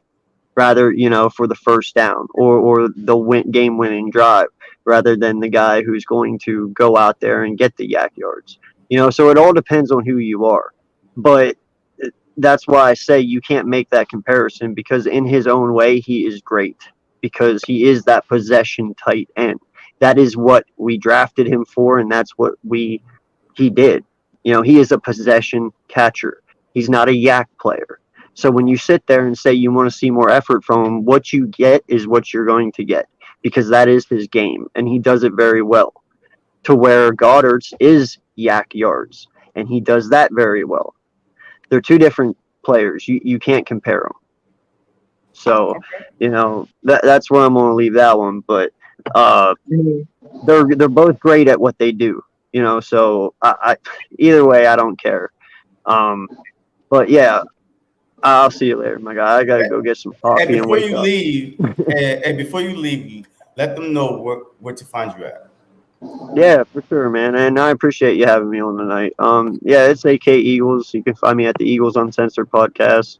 You can find me with my guy Bird Gang 31 all the time. You can find me with Philly Foothills all the time, JC, Mitch, which I'll be on Mitch's here in 30 minutes. So, yeah, man, I'm just everywhere and on mine. I love talking Eagles football all the time. I bleed it. I love it. I live it. So, I just appreciate you guys and love the conversations, man. It's awesome. Sir. But I gotta go get some coffee and wake up. Hey, go wake up, man. Hey, go wake up. That stream was crazy last night, man. Going till 5 in the morning. I only got 4 hours of sleep, and now I'm doing this shit all day. So I'm like, I gotta get some. That's my average. I sleep 3-4 hours, and y'all messed it up for me last night. But all right, man. Hey, thanks for coming. Hey, no one told you to pick up your phone at 3 a.m. Yeah, I should not. At 2. You shouldn't have. Okay. All right, man. Hey, thanks for coming, man. Hey, yeah, no doubt, man. Have a good one. All right, you too, brother. Hey, Eagles first team defense, man. What did y'all think about that? Because the Dallas Cowboys, they had the defense out there, and they couldn't stop the Pittsburgh Steelers. The Philadelphia Eagles had the defense out there, and we stopped them. We put up, 16 before they even scored a point? So how do you feel about the first team defense? Like Philadelphia Eagle, Bird Gang, kick it off. Man, I loved it. They did exactly what I wanted them to do. Go out there, no points for the first team defense. Even the second team defense came in and did some stopping. So I was really impressed by what they did, the penetration, the young guys stepping up. You see Milton Williams out there be a beast. You see Johnson over there. Teron Johnson over there being beast on that end. Man, I am excited. Even with the third and fourth streams, what's his name? The rookie, McPherson plays some good ball. He has balls, but he definitely has some good plays too. So, man, I'm liking what I've seen from him. I don't really count any of those points. To me, we won that preseason game yesterday because our starters held them scoreless, and our starting offense scored 16 points on them without them stopping us. So that was a successful first preseason game, and I want to see that defense continue up and do it for a whole quarter and a half next time. So what did you think about our linebackers, like Singleton, Edwards? Flying around. Your Singleton even said that he had 10 tackles before he even sat on the bench, which I think is a little bit much because he didn't have no 10 tackles. But he was flying around though. Dude, they're gonna be a dynamic duel, man. Like I said, those guys wait till Davion gets back to get rotated inside there. Sean Bradley played some good ball yesterday too, a little bit. So he was the captain of the defense in that middle for that third and fourth team. So, like I said, all those guys came up, showed out, and I can't wait to see some more time with them back there together, developing continuity with each other, developing, chemistry on all levels of the ball. And like I said, our defensive line is the best defensive line in the league. I don't really see too many defensive lines better than that defensive line. Milton Williams adds so much to that defensive line. We got Kerrigan and Graham on one side. We got Barnett and Sweat on the other side. Then you got, I liked what I seen from Hargraves. He started to play some good ball last night too. Hargraves and Fletcher Cox in the middle. Then you got Milton Williams can play all all the line. So he's gonna be giving Fletch some breaks. He's gonna be giving BG some breaks. He's gonna be giving Sweat and those guys some breaks. Like he's gonna get him. He's gonna be a really good rookie. I think he might even be defensive rookie of the year this year if he keeps going the way he's going. Okay. Hey, Eagles champ. Hey, what do you think about a first team defense? Hey, first of all, Milton Williams, did you see how he was able to push a offensive guy back into a quarterback to give T.Y. McGill that sack? I mean, his power is unbelievable. You know what I'm saying? And credit to Howie Roseman for I'll give Jonathan Gannon too some credit too, because they all work together as a team. Because like Milton Williams is just those type of defensive ends, you would think they would go in the first round, because you don't usually find that type of talent the way we drafted him. What we drafted him in third round, you would think that he would be that first round pick type defensive end, and he goes we drafted him in the third round, didn't we? Yeah, because fourth was McPherson. Yeah, he was third round. Yeah. It was a third round pick. I mean, this guy looked like a first round pick defensive end that we just took. And let's be real, our scouts I think did really good, because those rookies are playing like they're first round picks. I mean, McPherson looking like a first round cornerback. I mean, out here. I mean, he wasn't getting beat. He was right on point.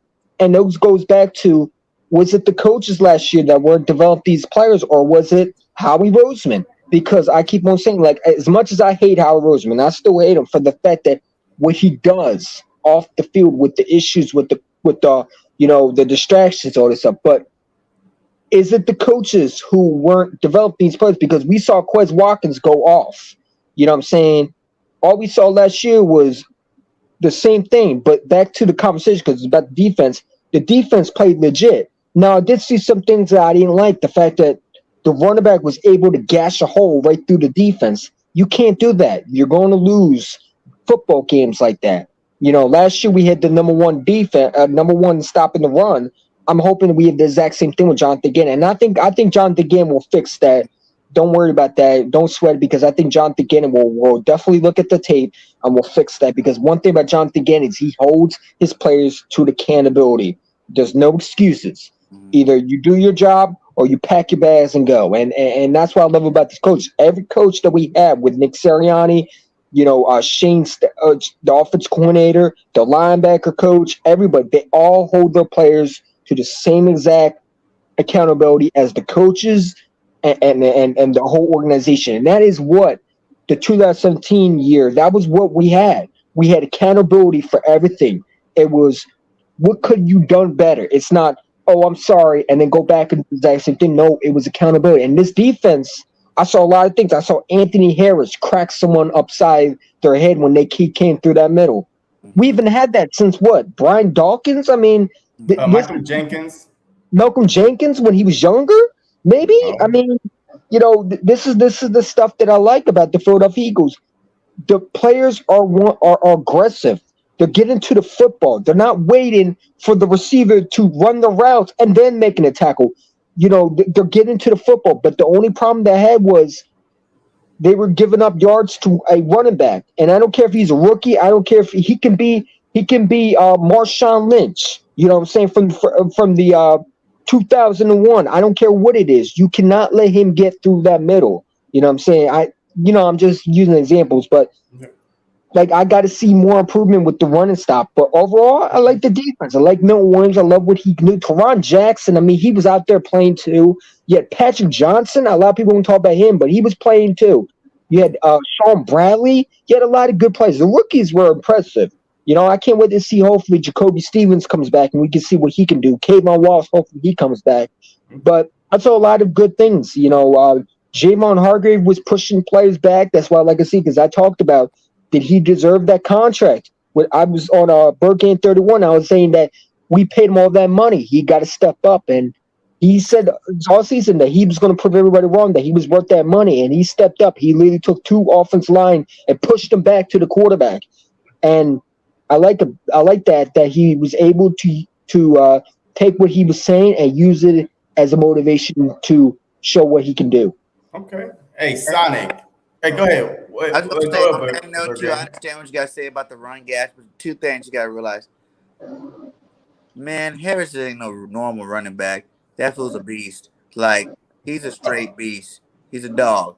And for two, we were in our vanilla defense. We weren't blitzing nobody. We weren't Nope. any kind of special formation. We were just letting them line up and play. You know, in reality, that never happened in a real game. We would have switched up to some kind of defense to stop the run. So don't even get too hyped on the whole running thing, like the slash and gas thing. Because, you know, when you're double teaming a lineman without, you know, a linebacker blitzing or something like that, it's going to leave lanes open, you know, and that's just how it is. That's football, you know, but I wouldn't be too worried about that running game coming to regular season. Agree. Hey, Sonic, hey, what do you think about the first team defense last night?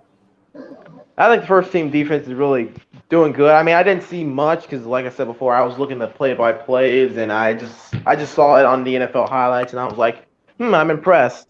I think Harris is going to be our next Michael Jenkins because I think when we signed him, I was excited because I'm like, yes, we need a safety that can play just like the guy who we used to have that went to the Saints, and I wasn't wrong.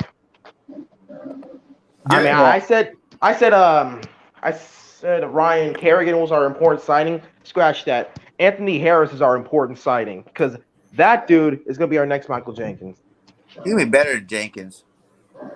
Oh yeah, dude, the dude can hit. Skill set is at a higher level, like in terms of like he's more physical than Jenkins, and like he's a ball hawk. Jenkins got some pick, but you know he didn't never lead the league in interceptions like Harris did before. So we have an upgraded Michael Jenkins if this guy can stay healthy and does his job.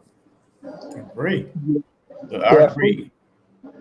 All right, so look, and from what I saw, I agree with Jamal, man. Hey, we got gashed a lot. I mean, I know we had the second team defense in there, but the past last year and the year before, we was a little bit suspect with the running game. We used to lead the league with holding running backs under 100 yards. Like we went a whole year, at least 10 games with no running backs ran over 100 yards. So I'm just hoping that you're right, Bergane. Hey, this was a facade, a vanilla defense. It's not the real defense, but if it is, we gotta stop that run. So any last words before we move on to the next one?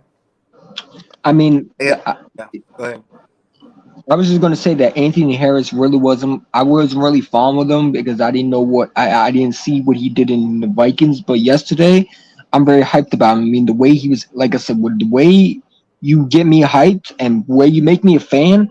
If you perform 100% level, you know what I'm saying, you show what you can do. And Anthony Harris, I didn't need to see any more from him. You already know what he is. He's a physical hitter. He will come up that middle and he'll make you pay. And that's what I like because I grew up with the Brian Dawkins. I grew up with, the Jenkins. I grew up with all that stuff, the Jeremiah Trotters and all that stuff. I'm used to, like, I want that physical. I don't care about penalties. The rest could throw 500 flags all they want.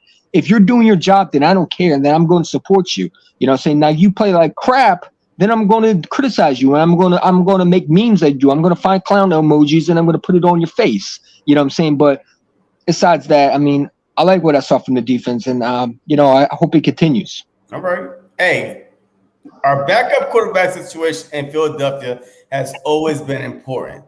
We won a Super Bowl with a backup quarterback. So ever since we won that Super Bowl, we need a quality backup quarterback. So are we overreacting from what we saw from Mullins, or is Flacco going to win that job? Bergane, go.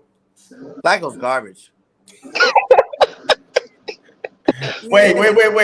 You say Flacco is garbage? Yeah. So what's Mullins? To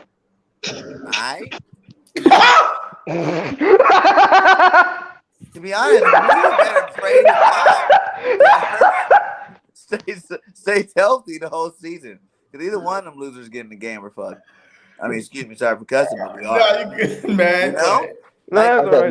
Like, I got more inspiration from Mullins to play just for what I seen from him last year. Like, he wasn't great, but he had some good games last year. He played some good games where he, put up some big numbers. We seen Flacco last year with the Jets, and that was horrible. And besides that little screen pass that Flacco had to Quez Watkins, who did all the work, he has some pretty suspect stuff going on there too. You know what I'm saying? He wasn't that great. You know what I'm saying? Like, I didn't see anything special out of him to make me go. And Flacco's old as dirt. So Mullins is a young buck. He still has more potential. At least he can run. You know what I'm saying? Like, he can be more of that second team guy you need. Like, I still see Mullins beat them by the end of this preseason. Oh man, that's it. Hey, you done? Like, you done? so Flacco is trash. Mullins is alright. Yeah. But last night, was you convinced who was the better quarterback last night? Neither one of them were that great, but I guess you had to give it to Flacco because he didn't throw 2 picks. But like I said, but even with that, you gotta look at Flacco played with the second team. Morgan played with some guys that aren't gonna even be on the roster for sure. You know what I'm saying? The line was garbage that he played with last night. You know, the receivers were not that great. You know, the bottom tier guys is who Mullins played with. That's why I said I would like to see Mullins play with the second team. And then we can make a real comparison and be a fair comparison. If Flacco playing with second team, let Flacco get half a quarter with the second team, and then let Mullins get a half quarter with the second team. And then you'll be able to see the guys side by side and tell who's the better quarterback. Because, you know, if I don't have very much time, you know, my line's getting destroyed, which they were. You know, getting totally destroyed. That offensive line, that was like the third team line, the fourth team line, and they're getting butts kicked. And so, you know, you start seeing ghosts. You know, you start seeing ghosts. You start just throwing the ball, just trying to get it out of there. You know, pulling the David Carr out in that mug. So I would hold off, pump my brakes on like really saying how trash Mullen is, because Flacco was with the second teamers. He, you know, you take away that pass from Watson, what he do? You know what I'm saying? Like, his stats aren't that impressive anymore after that. So, okay. Hey, Sonic, your thoughts on that? I mean, Flacco actually had a good game, but I want to see what he can do with the. I guess what Birdman said. I want to see what he can do if he played playing the third team, and give Mullins a second team. I guess when we saw like Mullins play with players that won't make it to the roster, he played garbage, like absolute garbage. Like, really, another interception after our defense gave an interception. Like, the defense was giving it to us, and then Mullins just gave it back to the Steelers. So, like, Steelers, you want to win? Here's the ball, catch it. And I'm like, But I agree with Birdman. If Mullins does play with the second team, let's see what he can do. If he plays absolute garbage, then yeah, I would say he needs to get cut immediately. But if he plays good, all right, he might as well stay. Okay, that's just my thing. Eagles champ. I don't got to see anything about Mullins, bro. He is complete trash, bro. I don't want him on his second team, bro. I know what he's going to do. He's going to throw 2 picks, maybe even more, all right? That dude has no idea where he's throwing. He was throwing, like, there was a receiver literally wide open. I don't know if you saw that at JC, but there was a receiver wide open. He throws straight to the defender, bro. Like, I don't got to see any more Mullins. I think Joe Flacco, to me, is better. Joe Flacco, I mean, you want to with the Jets. The Jets stink, okay? The rookie quarterbacks already having issues over there, okay? You know, so-called Mr. Better Than Jalen Hurts. There's actually a theory. I don't know. He said he doesn't want to play for it. I mean, if you heard his press conference, he said something about doing it on purpose, something like that. So I guess maybe he doesn't want to play for the team. I don't know. But if that's true and he's playing garbage on purpose, then yeah, I would say, yeah, he's an absolute bust. Well, if he don't want to play, he can get the heck out of here quickly. I don't want him. I'll bring in another scrub quarterback, and he can take your place. I mean, you weren't doing if you don't want to play, then just say so. Hey, I'll release you right away because you didn't show me nothing yesterday. Like, I'm saying, like, in terms of like last year, if you want to compare anything, you go off last year when Flacco was in the game. I know it's a garbage Jets, but when he was in the game, he totally sucked. Like, there was no real good plans out of the games he played with the Jets. And Mullins had some 200-300-yard games where he scored 2 and 3 touchdowns against some good teams last year. I'm sorry. I take Joe Flacco over Mullins, bro. I think Mullins is so garbage, bro. Okay, he played with the 49ers, but the 49ers, if you looked at that, the 49ers like I go back to the Eagles game, how we just put him out of his misery, man. We made him pay because no one. Let's be real. They really benched him, and the next quarterback actually did much better than Nick Mullins. He almost beat us. And technically, he almost beat us because Mullins couldn't do it. Like Mullins to me is another McLeod Bethel Thompson. That's exactly what he is. He's going to be that McLeod Bethel Thompson, man, or even Matt McGloin. Like I don't even know what to say anymore. The dude stinks, bro. Like there's a reason why no one picked him up except the Philadelphia Eagles because he stinks. He's not going to be a backup, and if he's a backup, please just end the season the right way because we would stink with them. I think we'll be garbage with both. Either one. Look, if Hurts goes down, that's why the backups because Jalen Hurts is not supposed to go down. So if our franchise quarterback goes down, we're going to be right back to what we had with Carson. Hopefully, no more injuries. But I hope Jalen Hurts stays healthy because when you're healthy, you help this team tremendously. And they always say, what did they say? They said, health is the biggest part of success. You got to stay healthy. You know what I'm saying? But I think Joe Flacco to me is right now better than Mullins. Like Joe Flacco doesn't need to prove that he needs. So proving him to go to okay. So say Joe Flacco goes to the third string quarterback. So you say Mullins is trash. I guarantee Joe Flacco do a little bit more much better because I think the Jets were just terrible all around. I mean they don't got an offensive line. Really, to be honest, I mean the Jets just. They run quarterbacks. Still worse than the Browns when you think about it. Now, the Browns got a quarterback now, but back then, they were known for destroying quarterbacks. I think Mullins needs to go to Washington. I think they need a quarterback competition. Back there just proved my point exactly. You know what I'm saying? You're saying the line was sucked at the Jets. That's why he was garbage with the Jets. So now if you put him with the garbage line on the Eagles, he's going to suck too. That's what I'm saying. Like, Mullins played with the Niners, so he had better stats, and they had a better line. So if you let Mullins play with the second team, and I'm not even saying you have to make Flacco play with the third and fourth team. Let them both go side by side, half quarter each with the second team. It's more of a fair comparison, I think. And then Mullins can run at least. Flacco ain't running nowhere. all right, look. So it's just two things. One, I would rather Flacco because he reminded me of Nick Foles. Nick Foles was a statue also. Nick Foles wasn't running. If you pay him $1 million, he's not running anywhere. But his decision making, Mullins is so flustered. As soon the pockets start clamping down on him, he just throw the ball. Last night I saw him throw the ball just like Eagles champs say to who? To the defender.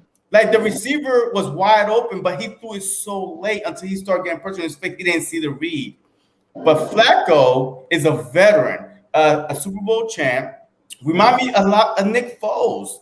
You could compare Jalen Hurts to Carson Wentz, mobile and stuff like that. Trying to make big plays, and then Flacco to Nick Foles. He's a good, smart, veteran quarterback that will not cost us to lose some games. And last year, the game I watched when the Jets was playing on Monday night for some odd reason, he was dropping dimes.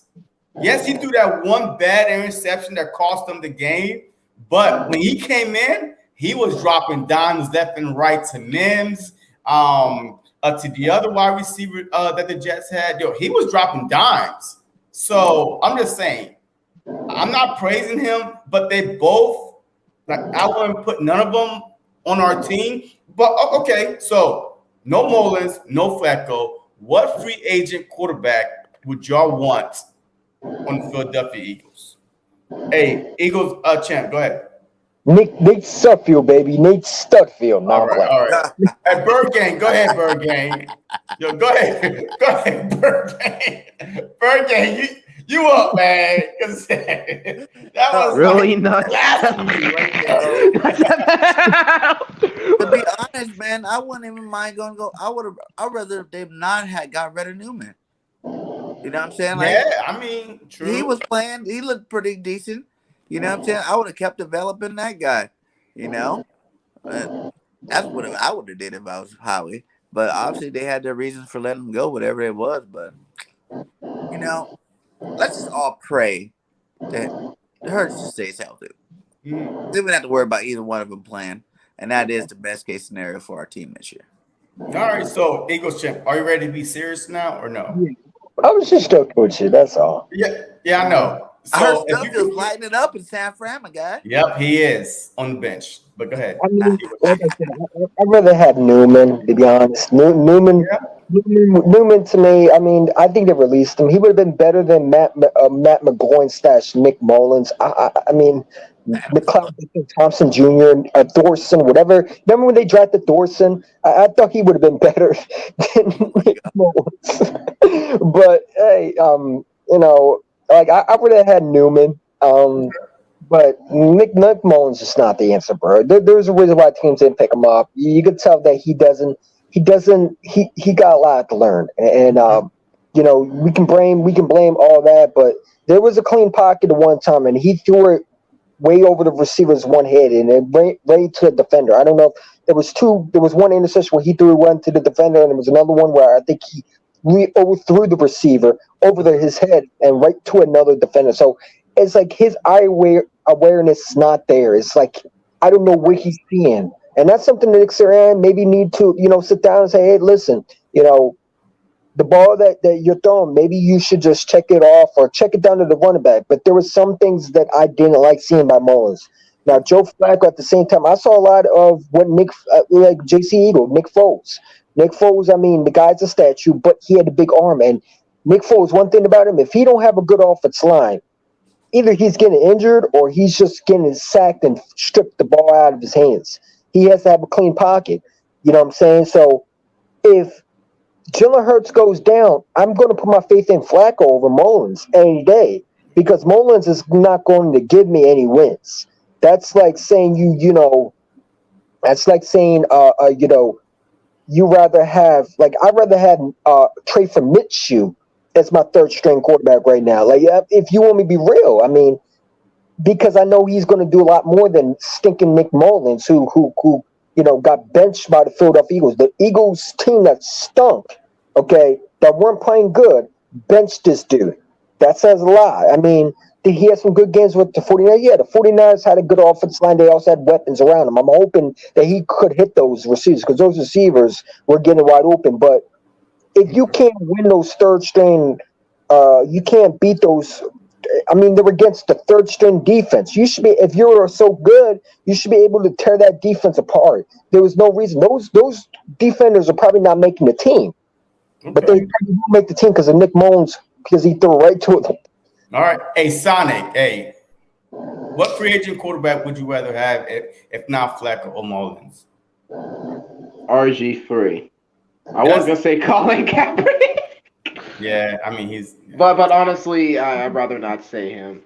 But I'll say RG3. I mean, true, he's injury prone, but he can work as a backup. I mean, he can still run. He can still throw, and I mean, if we give him an offensive line that can save him for not getting injured, then he'll be fine. Yeah, look, hey, I agree with Jamal, man. I agree with Jamal because look, if RG3 comes to the Philadelphia Eagles, right, we wouldn't have to change a thing. We would not have to adjust to the mobile, a mobile quarterback. The playbook would stay the same. If Mullins come in, we already know, RG3 is ever since he's been injured, he's been a mentor to Lamar Jackson. He's so humble right now that he's just want an opportunity. He'll just make the best of what he has. But I will agree with Jamal. RG3 will be my best bet. And the offense will stay the same, and nothing will really change. And guess what? We only need him for a few games. It depends how long our starting quarterback is out for. So, any lost thoughts? Go get Nick Foles back. Carson's gone. Hell no. Nick Foles don't want to come here. Yo, he said he don't want to come back to Philly. Yo, he literally said that. He do not want to come back to Philly. So, hey. Yeah. I mean, we wanted to keep him, but he wanted out. He wanted to go somewhere. Carson situation. He got tired of that whole situation. Carson's gone now. Hey, but say you bring Nick Foles back in, right? And Jalen Hurts stinks. there's going to be a lot of people that are going to want Nick Foles in, and they're going to want Hurts out, especially the Nick Foles fans that are still attached to Nick Foles. You don't do that to a rookie quarterback. I mean, we're not talking about just a backup. We're talking about a guy who brought the first championship. You can't do that. Look, I'm tired of Nick Foles. All right, look, he got a statue. Nick Foles fans in general. Hey, Nick Foles have a statue, and his damn hands is holding the damn banner on the Philadelphia Eagles Stadium. You know, the Super Bowl trophy. Like, his hands is there. But I'm tired of Nick Hurts not Foles. built that way, my guy. He look at it like, "What up, Nick? How you doing?" Yeah. I hear you, but it's the fans though. The phones would and the fans would force the organization to go to Nick Foles. Like, hey, we want Nick. We want Nick. 67,000 fans, like 67,000 fans in the stands. We want Nick. You're gonna see it just like the way when Carson was having that MVP season and Nick Foles was just chilling on the sideline. That's how it would be.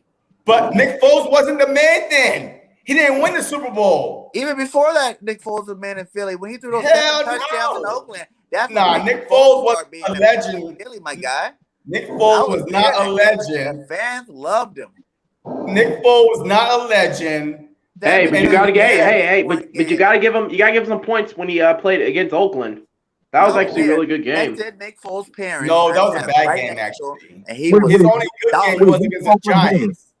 I'm talking about the 2000. I think it was 2000. I don't know, 2013. I think because I think that was the 7 touchdowns. Yeah, the 7 touchdown. That's what I meant. That's what I meant. I never meant 2012. I meant 2013. Yeah. Okay.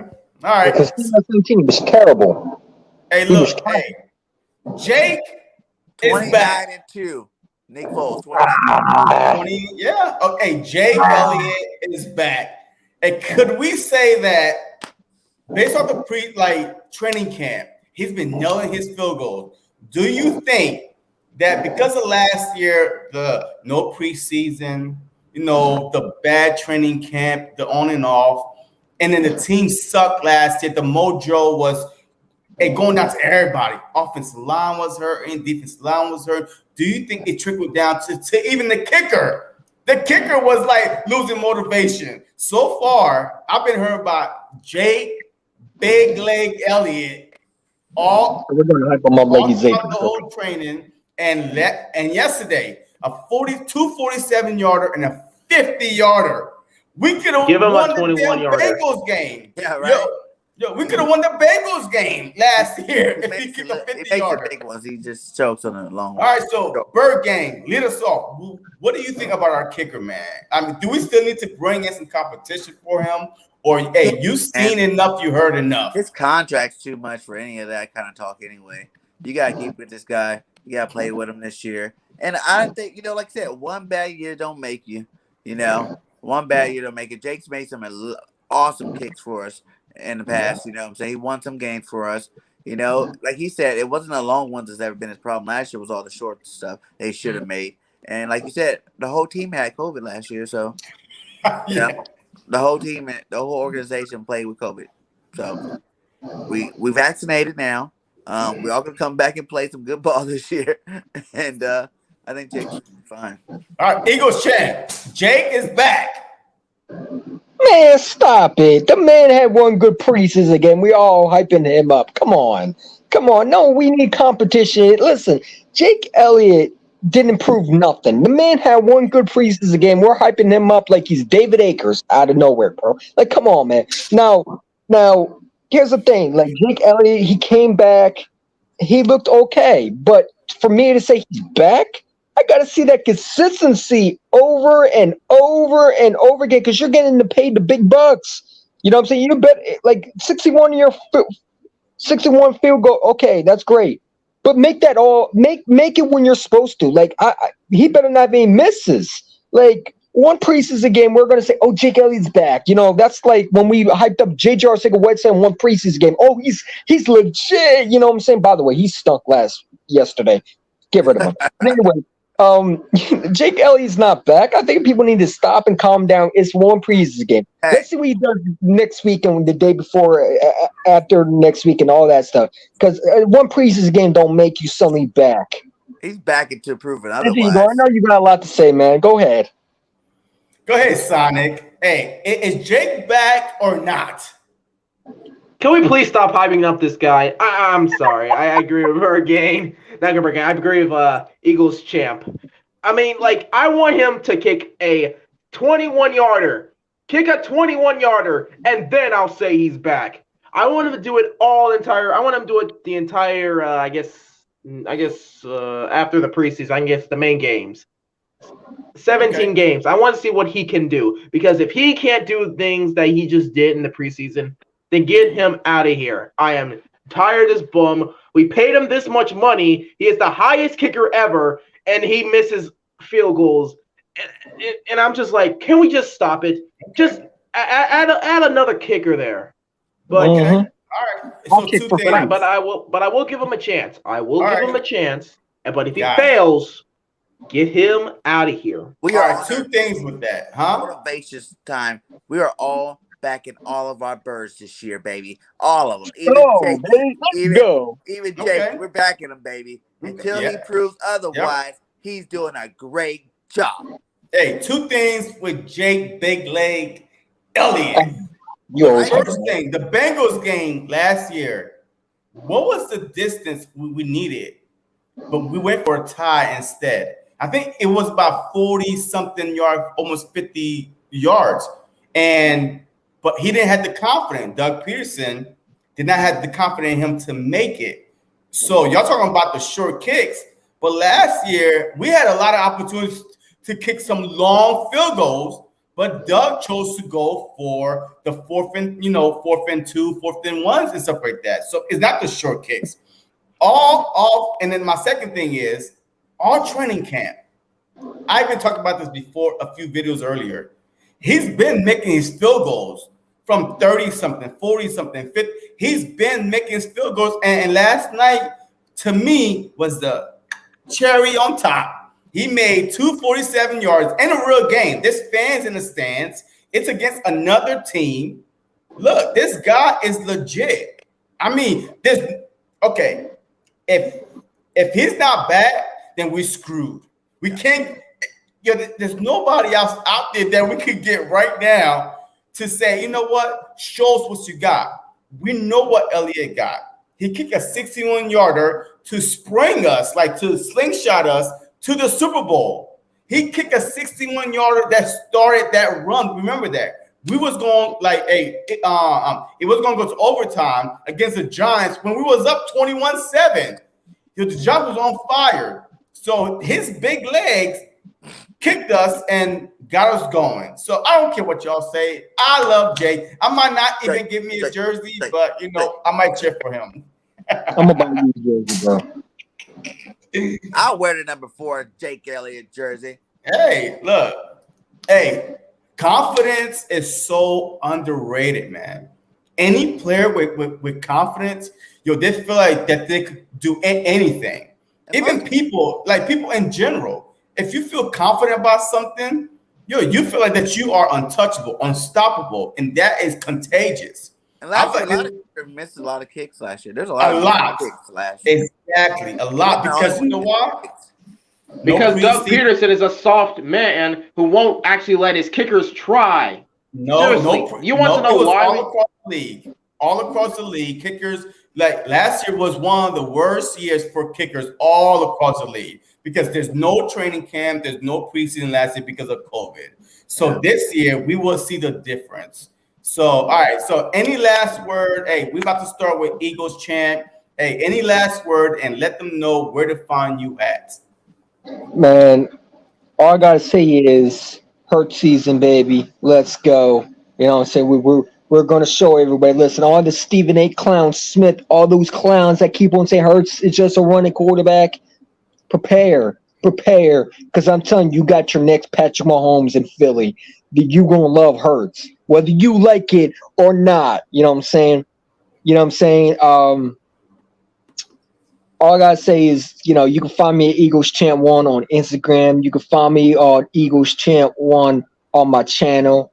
Not kiddie friendly, but I will say this. Sometimes I'm trying to work on my my language a little bit, even though sometimes it's tempting. What I'm saying that but there's some Work in things that progress. I'm trying to work on. Give a little positive energy, but. I will say what I have to say, and then there's going to be people who don't like it. There's going to people who are going to like it. That's how it is.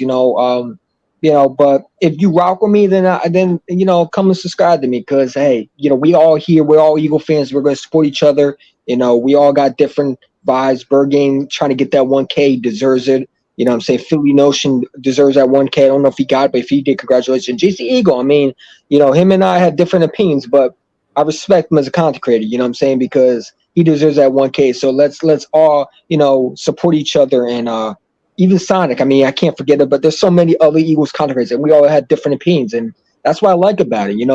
Not everybody's going to agree with you, but we all Eagle fans, and we're going to fly Eagles fly, and we're going to put the green colors and the paint on. You already know what it is, man. I'm so excited. Sure. Football is back. Let's Yes, go. sir. You know what All I'm right, saying? So Bird Gang. Let's go, Bird Gang. Let's go. Let's go, Any guys. last word? Any Time last to get word? on And where that to find you? train and ring that championship bell, baby. Let's You go, know baby. what I'm Let's saying? go, It's man. time to support the Birds 150%.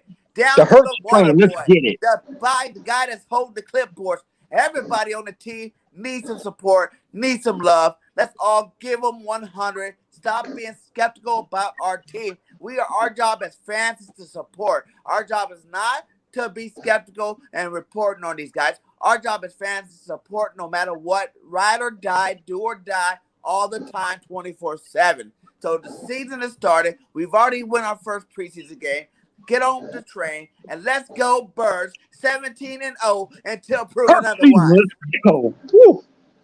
Yeah, I'm excited, man. Like when Bird Bean says that, it hypes me up, bro. Because I'm so excited. Like the Hertz train is real. If you're not on that Hertz train, just get off the Hertz train. Don't come We're back gonna when he be starts running people balling over out, baby. all Let's season go. long, my guy. Okay, all Running right, people all over. right, all right. And you know who Sonic. I am? I am Bird Gang 31.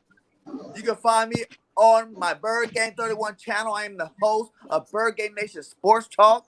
I'm on Twitter with Bird Gang 31_P.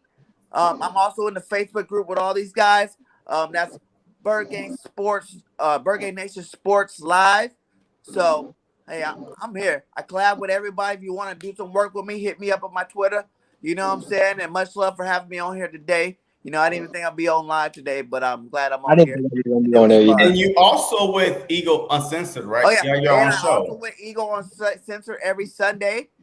We have Bird Gang Uncensored Sundays, and on Mondays I'm with Philly Notion and Cool Cat Connors for the Birds of Broad Street. So check out those shows. They're Sure. lit.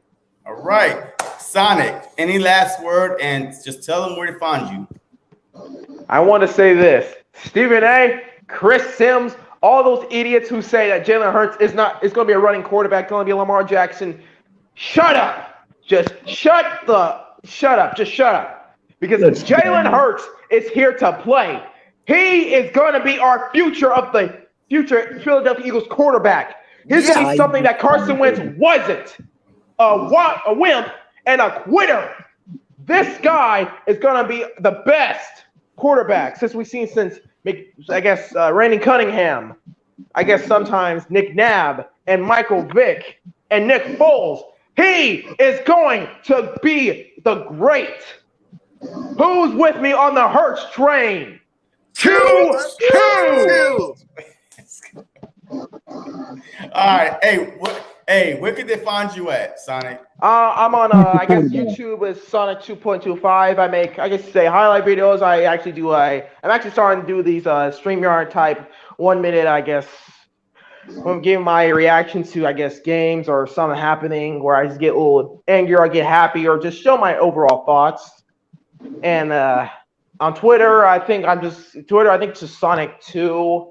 I don't know. I just can't figure out the rest of the name. It's just Sonic 2. Just find the Eagles thing there. You'll find me. All right. Hey, look, my last word is this. The Philadelphia Eagles are going to have a great year. I'm so encouraged from what I saw last night. I had nothing bad to say. It was only like I told myself I was not going to overreact. defense, offense. I was not going to overreact. I was going to sit back and see Jalen Hurts. That's it. I mean, just observe him. He played 2 series, and hey, he should have been 6 and 7, but things happen. And my other thing is, I appreciate all y'all for coming on this live tonight because it was supposed to be me only. But then I was like, you know what? What I make it interesting? Let me put the link, in the comments and just bring on some more Eagles content creators because usually I do, a fans. So tonight was for the Eagles content creators. So, and I appreciate all y'all from coming on. So if y'all watching right now, hey, go subscribe to my guys, Eagles champ, Bird Game 31, Sonic. Like I've always been saying, you can never have too much Eagle content creator on your YouTube page because there's different news that comes out all the time. Hour from 6 to 2. I have I can't go filming at 7 o'clock in the morning because I'm at work in a government building. So there's no cell phones allowed. So I can't do that. But Bird Game can, Eagles Champ can. So that's why it's important to always subscribe to every Eagles content creators there are. Like the Big Play Slay, the Field Talk podcast, everybody that came on tonight. Eagles Uncensored. I appreciate every one of y'all. And last thing I gotta say is this. We are winning the damn division. Yeah. Right. I'm telling you right now. We are winning the division. I had us going 11-6. I'm just gonna stay right there though. I have us win 11-6 with the Dak Prescott, double surgery on his ankles, which I didn't know about till this past week. He had 2 surgeries on his ankles, and he's getting an MRI for his shoulder that might be lingering. He might not even be ready. He might not play one preseason game until the actual game on September 9th, which is bad juju. It's just bad. Because the Cowboys aren't doing nothing. And you need to have reps. And Daniel Jones going into a defender in practice. It's so beautiful. Daniel Footsteps is garbage. And then now I read today that Heineken and Fitzpatrick is in the quarterback competition. So I'm trying, guys. I'm trying. I'm trying, guys. I'm trying. I'm trying to be the starting quarterback. Just help me out here, please. I'm trying.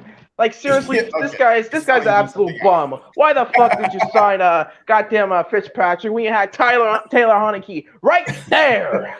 Daniel Jones ain't gonna do nothing. Throwing to a defender, my God, how is he a quarterback? This guy needs to be gone. He's a bust. And Dak Prescott. Go ahead. And Dak Prescott. No, go ahead. You go ahead. Yo, Dak Prescott got the wishbone thing on his knee, on his ankle. Like one surgery went that way and the other one went that way. So if for some odd reason that Skip Bayless is saying that it's a wishbone, it might be their year, but hey, not all wishbones are equal. I'll tell you that. Because I've had some chicken bones that had a wishbone, and I wish something and never come true. So whatever it is, it is what it is. But look, I appreciate everybody that tuned in today. Hey, look, support all of us. Hey, this content creating stuff is not easy as you think. We try to bring you facts, regardless, how hard it is, the time of day or night. So I appreciate y'all. As always, we got to end it with go Birds. Go ahead. Bird Game, fly. Eagles fly. Bird Game. Eagles fly. Yes, sir.